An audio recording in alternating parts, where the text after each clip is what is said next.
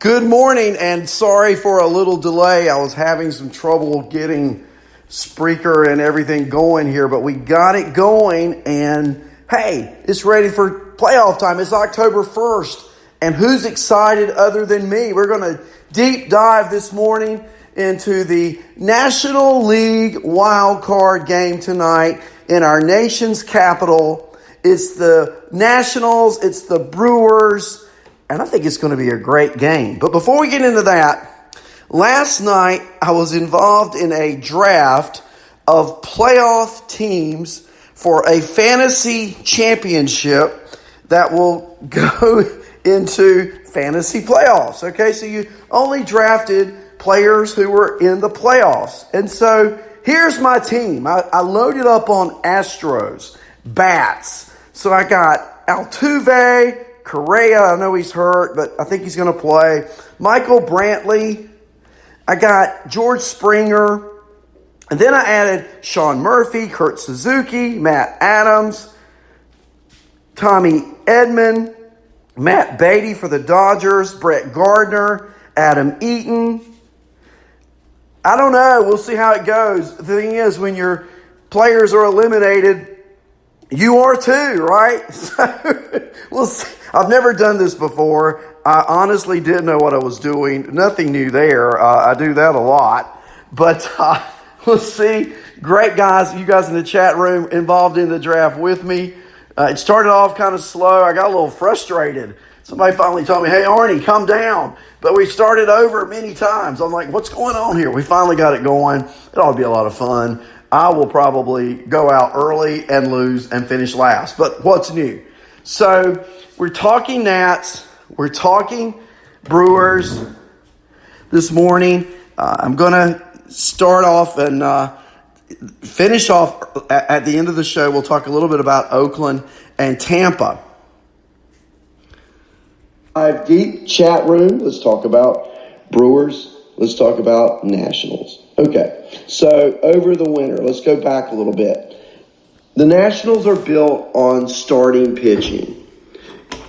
The Nationals, Mike Rizzo, their general manager, began the winter meetings by saying, quote, starting pitching is king, end of quote. He followed that up by signing Patrick Corbin to a 7-year contract, bidding war with the Yankees. The Yankees were willing to go 1 year short. The Nationals wanted him, so they went that extra year. That added to a rotation of Strasburg and Scherzer, and the investment paid off. The Nationals' starting pitchers led the National League in strikeouts and wins above replacement, and placed second in innings pitched, ERA, and FIP. This trio each struck out more than 230. Strasburg, 251 rather. He was second in the National League in strikeouts. Scherzer, third at 243. He's the starting pitcher tonight.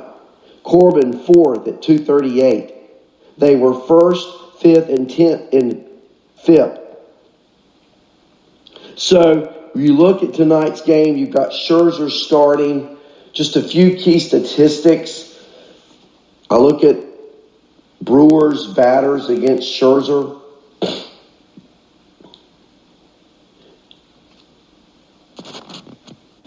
So you've got Ryan Braun in his career. This is 2019, okay? Ryan Braun this year against Max Scherzer, 0 for 13 with 5 strikeouts, no walks. Yasmani Grandal, 1 for 7 with only 1 walk and 4 strikeouts. That's a 143 average, by the way. Mike Moustakas, 5 for 33, a double, a homer, 10 strikeouts. He's hitting 152 this season against Max Scherzer. Let's go on down to Marcus Thames. Not a big sample size, but he is 2 for 5 with a walk. That's a 400 average. Now, Christian Yelich won't be playing. He went 8 for 23 with 2 homers, a 348 average. What I'm getting at here is the best hitter against Scherzer from the Brewers' perspective is not playing in the game. Now, there's the Brewers. Let's look at their situation and their pitching.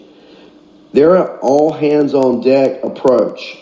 Okay? They're in the playoffs for the first time in back-to-back years since 1981, 1982. And when you look at the Brewers and go back in time, as we just did with the Nationals, through the end of August of 2019, the Brewers were 12th out of 15 National League teams with a 4.68 ERA.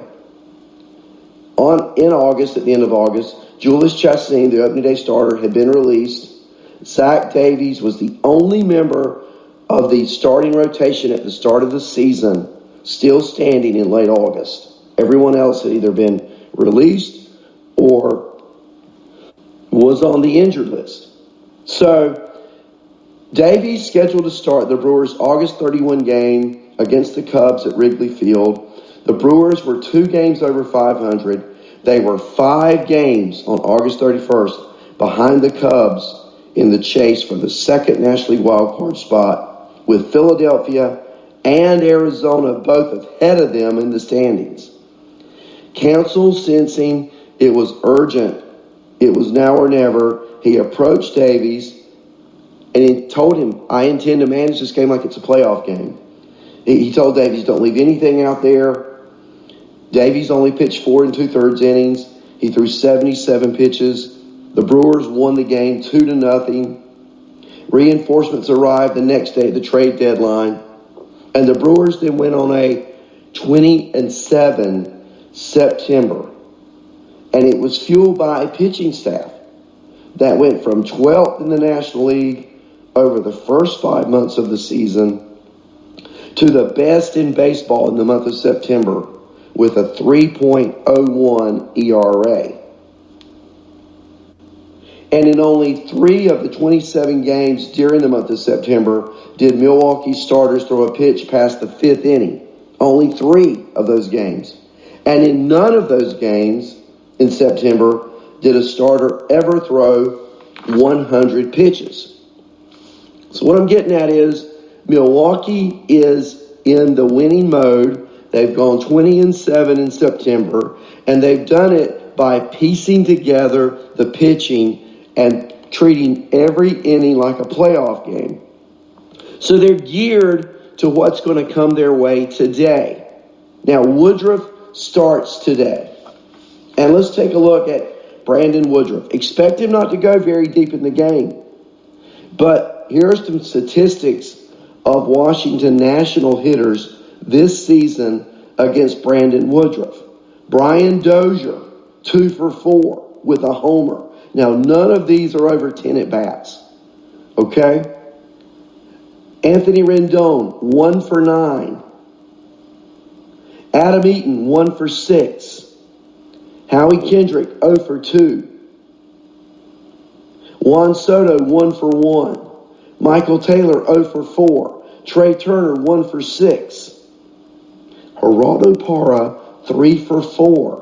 And I think Parra could be a sneaky start today in this wild card game. Haven't seen the lineup. It's early Tuesday morning. Now, Asdrubal Cabrera has not faced Woodruff. Asdrubal Cabrera ended the season on a hot note. He's going to play today, in my opinion. It's a matter of where. The Nationals have to decide who they're going to start at first base. Now, Woodruff is starting. Could they start Parra? Sure. You could see Cabrera at second. But my point being with these statistics is no one really stands out as having, other than Parra, any major success. And I know it's very limited, but it's what we have to look at because it's all we've got. Milwaukee is 8-1 against the spread. The spread today is the Nats. The Nats are favored. Milwaukee is 7-3 straight up in its last 10 games.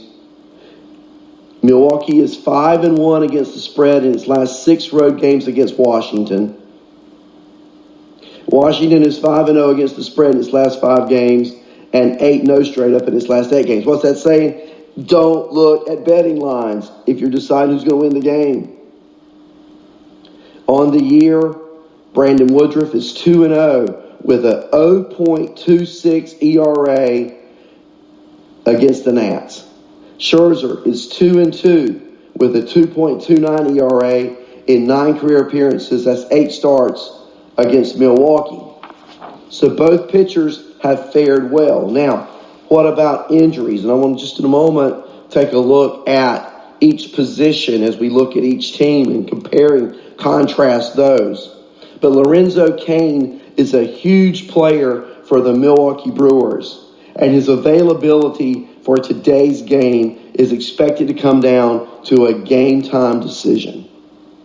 Now, Cain sprained an already hurting ankle on a hard slide into home plate in the 9th inning of Saturday's loss at Colorado and did not play in Sunday's regular season finale. It didn't matter. The Brewers were locked into the wild card slot. They were eliminated from winning the National League Central.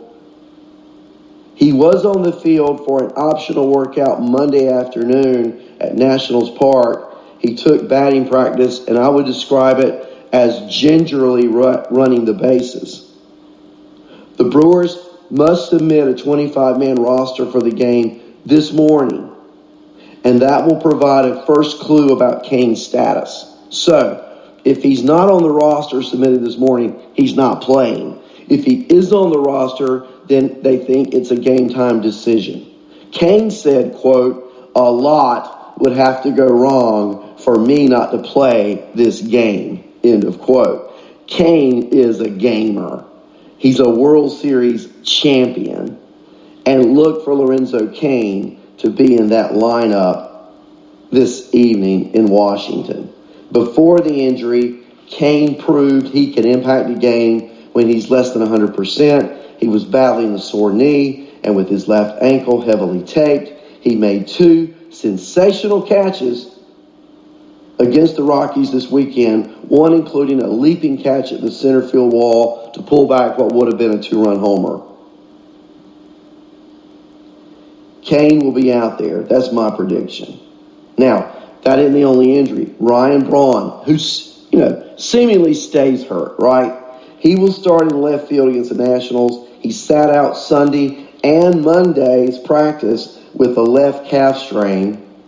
Third baseman Mike Moustakas, he was able to return to the lineup over the weekend at Colorado after he had missed 2 games with a flare-up of a right elbow injury he's been battling lately. Look for all 3 of these guys to be on the field tonight against Max Scherzer. I want to talk about the Nationals for a minute. And I had this on my show earlier in the year. We got into May, and we were talking about trade deadlines, and there were some writers talking about were the Nationals going to trade key pieces. And I said in May and June, don't count the Nationals out. Well, good thing. They were 19-31 on May 23rd. They were 8.5 games out on May 23rd of a postseason spot. But then they posted one of the best records in baseball from that point forward. The Brewers looked like their season was over on September 10th, didn't it? I mean, when you heard the news Christian Yelich had fractured his right kneecap on September 10th, did you really think the Brewers were going to make the playoffs? I didn't. But they did. And they went on to win 12 of their first 14 games without him in the lineup, clinching a postseason appearance. So what we've got here are 2 mentally tough teams who have fought odds. They've both had what I'll say compelling stories to get them to where they are today in this wild card game. It's going to be a game. Don't just think that the Nationals are going to be at home and it's going to be a cakewalk. I think the Brewers are going to battle. So let's look at it position by position for a moment. Catcher. It goes Manny Grandal. He can flat out hit. Now, defensively, he had a problem with passed balls last year with the Dodgers. Remember the playoffs? He's got to make sure he's on his A game defensively today. With the Nationals, it's probably going to be Kurt Suzuki. It seems like Scherzer and he have established this rapport with one another. Suzuki has been in a timeshare with Yan Gomes. Gomes is the better defender of the two, but Suzuki's had the stronger offensive season. I think when you look at it, the game's in Milwaukee.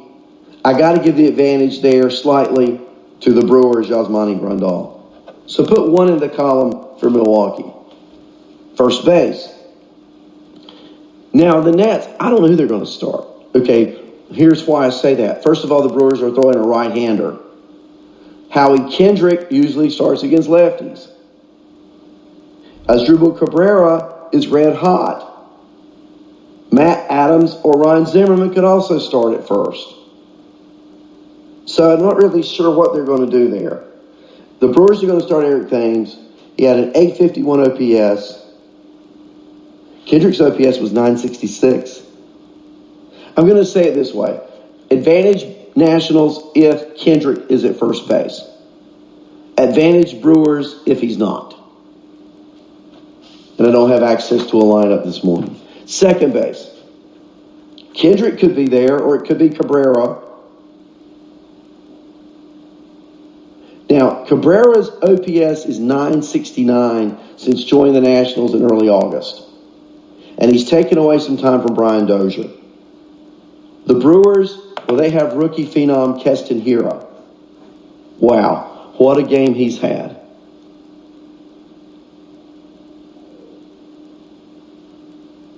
So, I got to advantage this slightly to Keston Hiura. Not by much, because of him being a rookie and because of being Scherzer on the mound. But I like him a little bit better there. So let's give the advantage to Keston Hiura. All right, let's go to shortstop. Orlando Arcia. And we've got, of course, for the Nationals, Trey Turner. To me, this is a big advantage for the Nationals. Okay, Turner, 353 on base percentage. Arcia only has a 607 OPS. Turner is at the top of the order. Power, average, ignites the offense. Look for him to be critical today should the Nationals win. The North Carolina State University product, clearly the big winner at shortstop. Third base, another big advantage, I think, to the Nationals. You got Moustakas, who's had a good season, but Anthony Rendon, are you kidding me? He's had an MVP-type season. A 1.011 OPS, 6.9 wins above replacement. Rendon is one of the best players in the game at any position. He just happens to play third base, and I've got to give the advantage there to the Nationals third baseman. Another big advantage is left field. Ryan Braun, he's been hurt. We don't really know what we're going to get out of him. That calf issue has been a big thing. The Nats have one of the best young players in baseball in Juan Soto. His second season, he hit 282 this year with a 547 slug. He's been every bit as good as he was last year. Big advantage there in left field to the Nationals. Then we get to center field. And here it gets kind of dicey. Victor Robles and Lorenzo Cain. Now, I've already talked about Cain. We know he's been banged up. But I love the fact and the experience he brings to it. Robles is not chopped liver, though. He led the major leagues in outs above average in the outfield. Great running. Started to hit at the end of the year. I'm going to give the advantage there slightly to the Brewers, only because I'm betting on Cain playing, and I'm betting on the experience that he brings in his home park. But this one's the closest one of anyone in comparing positions, because Victor Robles is a true talent and a really great player. Right field, no Yelich. You've got Trent Grisham, who hit 242, versus Adam Eaton with a 363 on base percentage. I think there's a big advantage there to Adam Eaton. So when you look at the overall outfield, it heavily favors the Washington Nationals. When you look at the infield, especially the left side, heavily favors the Nationals. In fact, I think the overall infield is a great advantage for Washington. only position I saw and went over there where I thought Milwaukee was clearly better outside the pitching is Yasmani Grandal. So now let's look at starting pitching. And this is maybe not the slam dunk you think. Okay, I know Scherzer's great. All right, but let's take a look at Brandon Woodruff. Excellent first season as a full-time starter. He had a 3.62 ERA. Now, he's only made 2 appearances since coming back from his injury. He's pitched 4 scoreless innings, and the Brewers are 18-4 in his starts this season. Then you have Scherzer. His workload's been limited because he's had back issues the entire second half. His performances since coming back from injury have been haphazard, let's say. A 4.74 ERA, a .751 opponent OPS. He's not in the Cy Young discussion this year. He's not been the Mad Max that we know. So the Brewers have an argument here that with Woodruff, things have been working and going their way. They're 18-4 when he pitches. They believe they can win. And they may.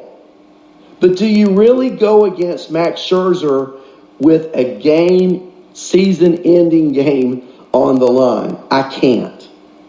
The key is, how deep does Scherzer go?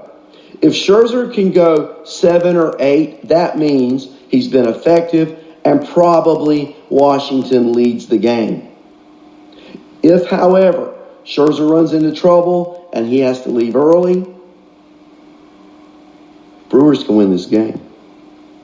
The Brewers, I think, will win the game, should that happen. So now let's turn to the bullpen. Not even close. Now, on a normal day. But today is not a normal day. Dave Martinez has already promised that it's a, quote, all hands on deck, end of quote, situation for Washington. Which means Strasburg and Corbin could wind up pitching in relief in this game. Huge. Because the Nats bullpen, I've already told you, is horrible. But for a few. So you've got Daniel Hudson, Hunter Strickland, Tanner Rainey, Sean Doolittle. They've all had struggles. But if you put Strasburg and Corbin in that bullpen today, and I would, buddy, I bet you $1 I'd have Strasburg closing the game. No doubt about it. But on a normal day, the edge goes to the Brewers. Josh Hader, 16 strikeouts per 9 innings. He can go multiple today. They've got Drew Pomerantz, who's converted over from being a starter to a reliever. Brent Suter. This bullpen that was really good was made even better. Craig Counsell manages the bullpen. I like the Brewer bullpen overall better, even though you've got all hands on deck approach in Washington.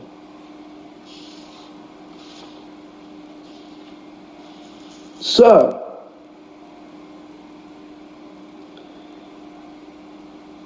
how do you look at the game? Well, I think you got to favor the Nats. You really have to. But I could see the Brewers winning the game. Now, what's got to happen? I think Scherzer's got to be a little bit off. Scherzer's a little bit off of his game, and you get into a war of bullpens. I think that favors the Brewers. They're at home. The crowd's going to be into it. Miller Park will be electric tonight for this game. I think the game will be decided early and late. And I say that if the Brewers can hang tough early and then it gets into a later part of the game,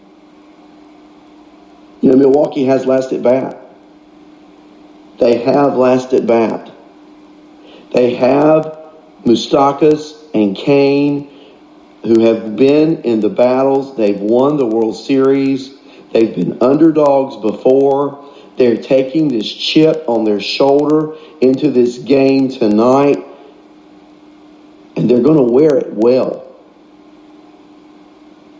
Could Max go out and strike out 15 or 16? Sure. And if he does, game over. But we just haven't seen that out of Scherzer so far this year.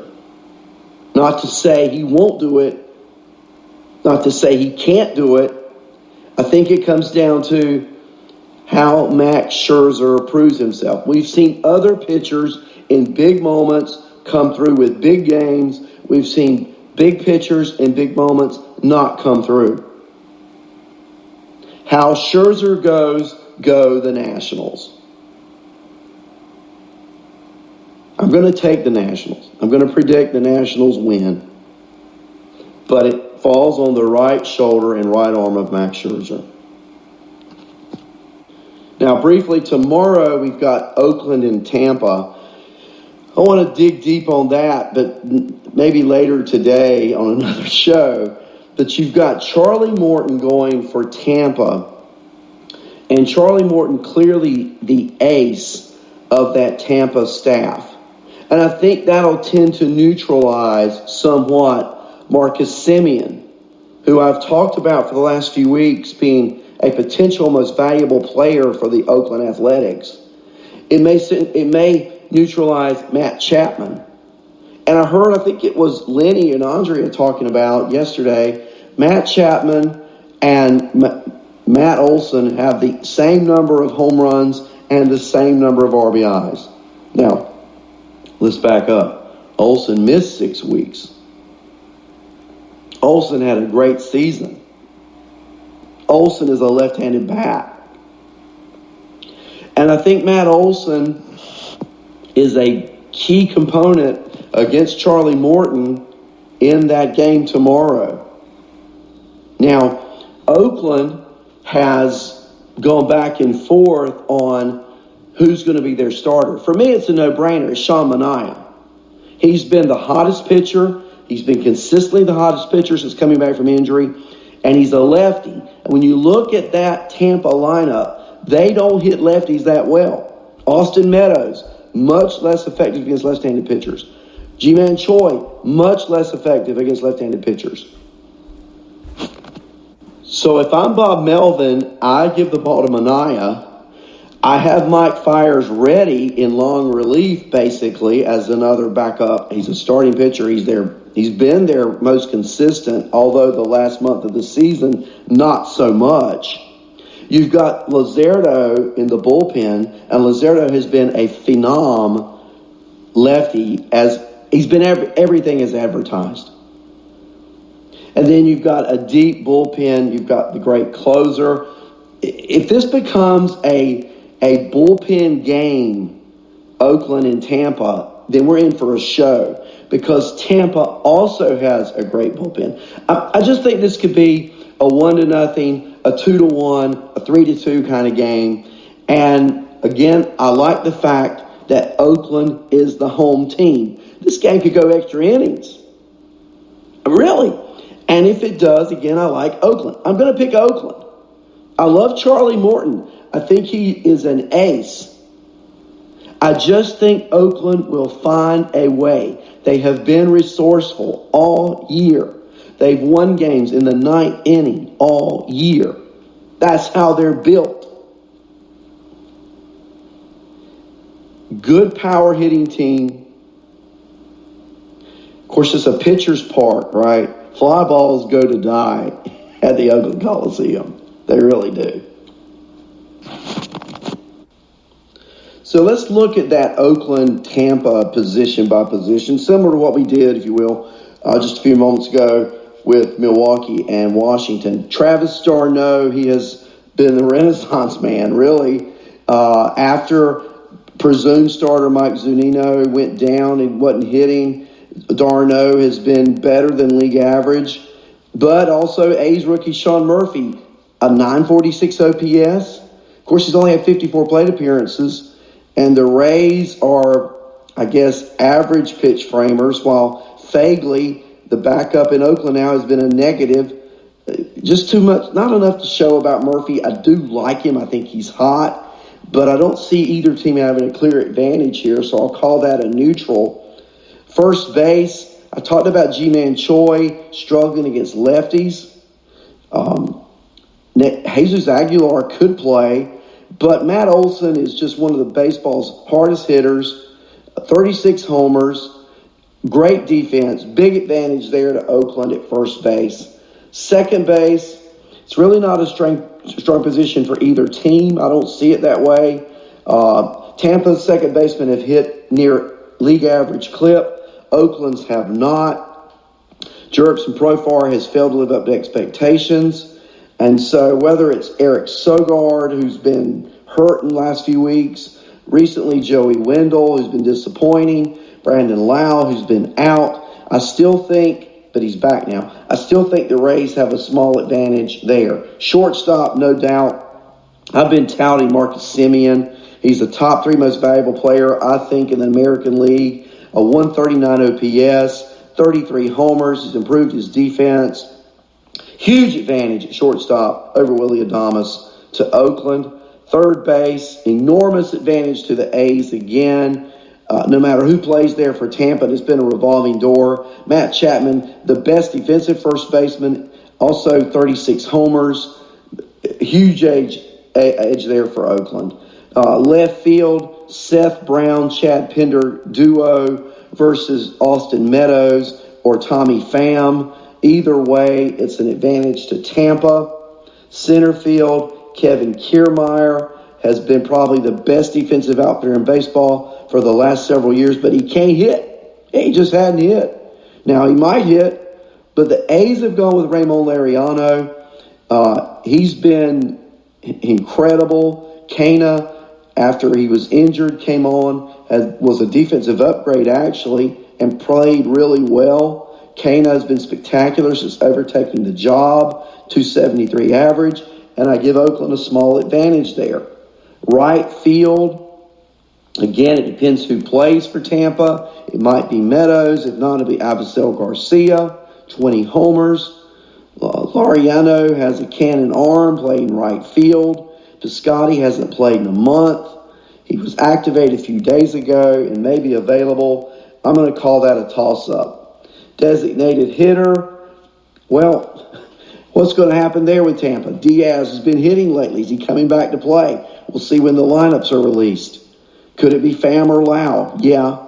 Chris Davis, the A's designated hitter, has just not had a good year. I'm going to give that advantage to Tampa. And then finally, starting pitching. I've told you that Charlie Morton's pitching. Oakland hasn't made a decision, but Manaya's been definitely good. Tampa's pitcher is maybe a little stronger. Oakland's offense is definitely stronger. I'm going to take the A's to win this game. That's just my take on it. I just think they'll find a way to win. They're at home.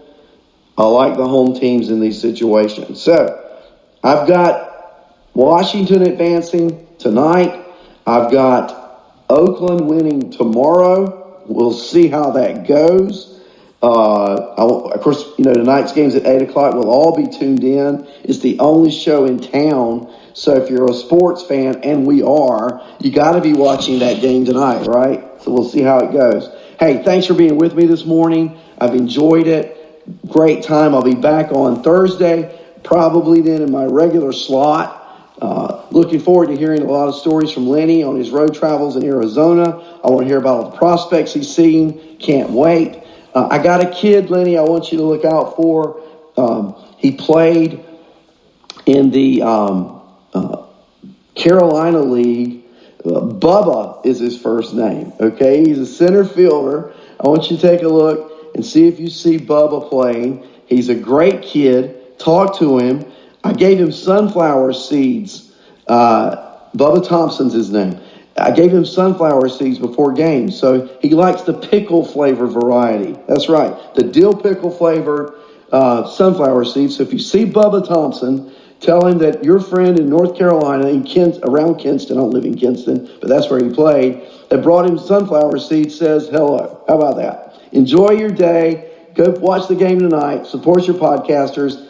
My voice is still struggling. I will probably not be on tonight because at the end of the day, I can hardly talk. I am taking honey and lemon and all that good stuff, but it's still a struggle for me. So I will not plan to be on tonight. I'll be back on Thursday morning. And until then, have a great day from Arnie's Fantasy World of Sports.